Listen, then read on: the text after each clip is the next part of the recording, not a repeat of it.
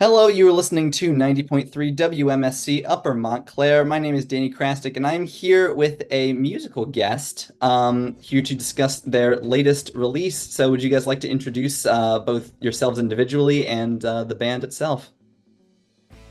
Yeah, we're a band from New Brunswick, New Jersey called Necto. I'm Brian. I'm Chris. I'm Logan. I'm Tristan. And I'm Phil. Hi, Phil. So, how'd you guys all meet and get together and come up with the band? So Phil and I went to school together back in Medford, New Jersey. Wonderful Uh, place. um, and we always did band together and stuff, and we became very good friends. And then we started a little band in high school called Ryan's Midnight Seamen. And we had actually met from another band we were playing with, a funk gig with Chris, and we kind of went our separate ways at that point in high school after that band kind of fell through. But we all ended up coming to Rutgers together, and the four of us on the couch right now, we're all jazz majors, so we met each other in classes and everything. I also we kind of knew Logan, Yep. like kind of in high school, You but played we with, became like another band that was around, the White Cassettes. Shout out White Cassettes. yeah. All right, well, great. Well, you are promoting your second EP, which is called Free Jazz Volume 1. So, what defined the creation of this EP, and how did you evolve from your last one? You want to go? I feel Oh, you want me to go? Okay. Well, we did it like way more ourselves this time. Like last time we paid our friend Kai to like do all the recording stuff for us, but like we're all broke, so I didn't feel like paying someone. So we're like, oh, why don't we just do it ourselves? So basically, we wrote the song. Brian mostly writes the songs, but Brian wrote the songs. We wrote these ones also more together than the last ones. Like we did a lot of collaboration with these songs, so very proud of them. But and then we borrowed a bunch of equipment from our old guitar player Wyatt. We set it all up down in our basement, and then spent like 2 days just recording it. And then Brian and Logan mixed it together, and yeah, we did it all ourselves. So it also sounds a lot more like noise rocky, I guess is the word for it. Like the first record was like very like straight ahead pop punk type stuff. Like think trying to think of like a pop punk band. Why is this not working? Like State Champs or something like that. Like very chuggy, like palm muted stuff. But now it's like it's way more noise rock, math rock influenced. So yeah. That was my question, is like from a musical standpoint, how would you say you guys evolved from the last one? But you kind of just answered that. So, well, how where do you see the band going from here? Like, do you think this type of style is more suited to you guys? I think it's cooler, to be honest. I think we're like still developing into our own style. Yeah, like we're working together a lot. Like Chris and I will even just come together and play together for like hours, Yeah. just trying to like figure out our sound. But I think we're definitely getting there because I mean, as far as the first EP, I pretty much wrote everything by myself, and this one has been a lot more of like everyone's putting in ideas, and we're all bouncing off of each other, and it's becoming a lot more of a group thing, trying to figure out our sound. Very cool. Yeah. So when going into the recording of Free Jazz Volume 1, first of all, is there going to be a Volume 2 at some point? Maybe. Who knows? Well, when you go in, did you go in with a set plan of, oh, this is the way we're going to evolve, sound-wise, lyric-wise, or did you just go in basically with a bunch of songs and then just the style and everything came out of the recording process? Definitely the latter. Like, I mean, I thought the songs were cooler, but we definitely like edited and tweaked them a lot, and the sound kind of like came out. That's how I feel. I know you got they might feel different, but What was That's the first one that was conceived? The first song of that? Yeah. Well, we actually we had a recording with Kai of the first track on the EP, Big Bird, Oh, I like forgot about almost a year ago. And we've been sitting on that song for so long. I remember posting in like October that we were gonna drop it soon, and obviously we didn't. It's kind of my fault. that. We blame Chris. First, those took forever to record the guitar solo. Yeah, true. There you go. So speaking of Big Bird, I do have a question about that. So you guys now are establishing kind of a trend of naming songs after children's characters. Like That is true. you got this We've done that one, a you have, lot. you have Bugs Bunny, you have the Harry Potter title in the on the last EP. That was the name of the last EP too. Like why is that? What is the title selection process? So for Big Bird, I was just thinking of Big Bird. like some characters that I liked when I was a kid, and I was just thinking of Big Bird. I was like, let's just name the song Big Bird.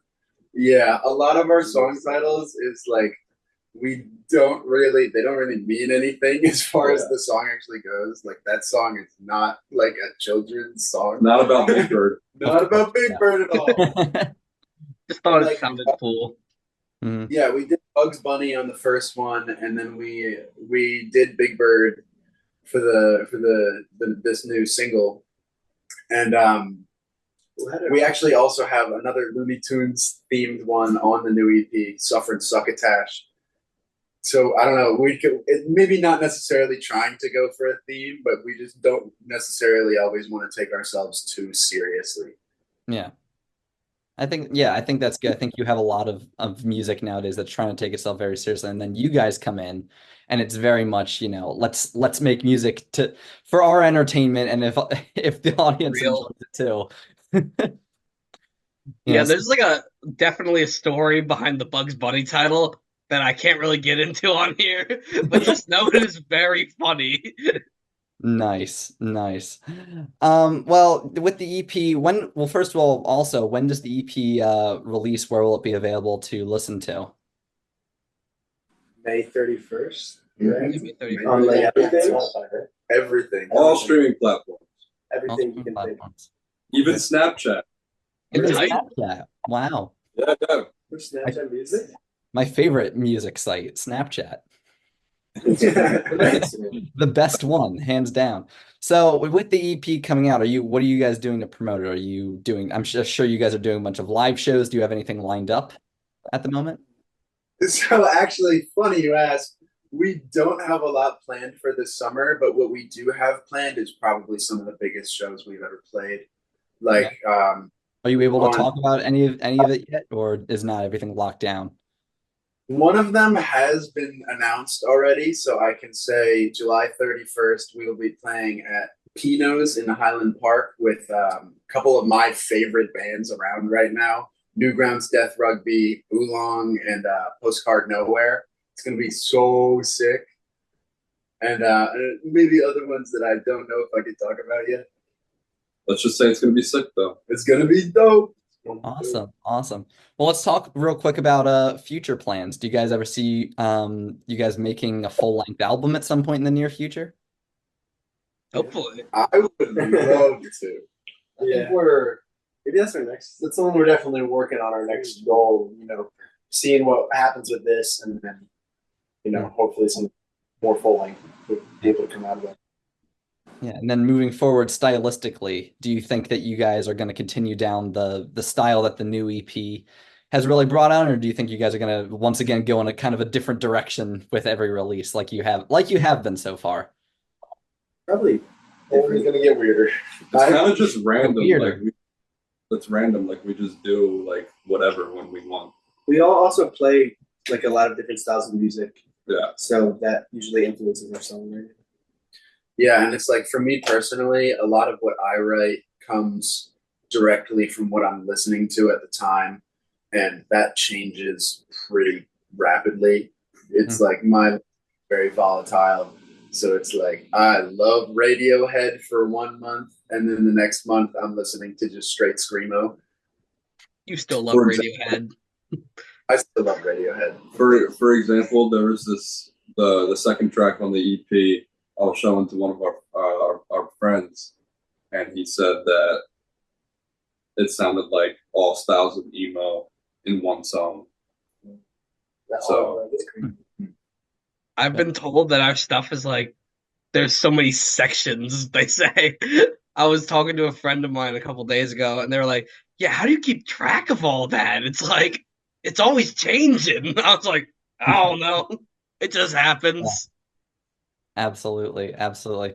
Well, we talked very briefly about as you guys mentioned, getting influence from different places. What are you guys listening to right now? So many things. Let's go down the line. Go down the line. But on the line, Round table I'm wrap. What are we listening to? I like brass house stuff. So a lot of this band called Moon Hooch. That's two saxophones and a drummer. I love Moon Um, Hooch. The Lucky Chops is sort of a funk band I've been checking out, trying to get more of like a brass sound and sort of that modern vibe. And then free jazz for me. Like the genre. Like the genre, not actual free jazz. Yeah. Like actual experimental noise music. Yeah, for me, I've been listening to a lot of Orchid. I listen to not some emo heads might be familiar with Cap'n Jazz. Some chronically online Twitter people might be familiar with Captain Jazz. I'm listening to a lot of Captain Jazz, or a more modern screamo band. And what else?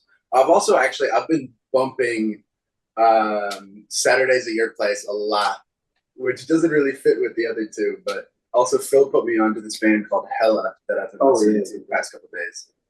Yeah. I've been listening to the newest Turnstile record, Glow On. You guys put me on that. What else?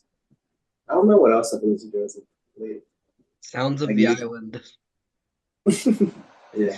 I've been checking out. I've been bumping quickly. A lot of neo soul stuff, and then like of course just jazz, straight up. Yeah, straight up. Yeah. I've been doing like a lot of 90s merge record stuff. So like Archers of Low Polvo and Superchunk. Ever since Steve Albini died, I've kind of like dove into his stuff a lot. All like the noise rock stuff he does. And there's like a lot of cool stuff that came out in the 90s that like doesn't get a lot of attention, which I've been checking out lately. Very cool. So we got a very wide variety here, and that's really definitely reflected in your music. And we're looking forward to seeing how you guys continue to evolve. So thank you very much for joining me here on the station. Free Jazz Volume 1 is available on all streaming platforms, correct? Like it's everywhere, including Snapchat. On May It's on 21st. Deezer. Yeah, these are two. Ooh, very cool. Everywhere. Napster, still use that? Napster. So if you are interested, you can check it out then. And yeah, thank you very, very much. And we look forward to seeing how you guys continue to progress. Thank you. Yeah, thanks for having me. You. Have a good day.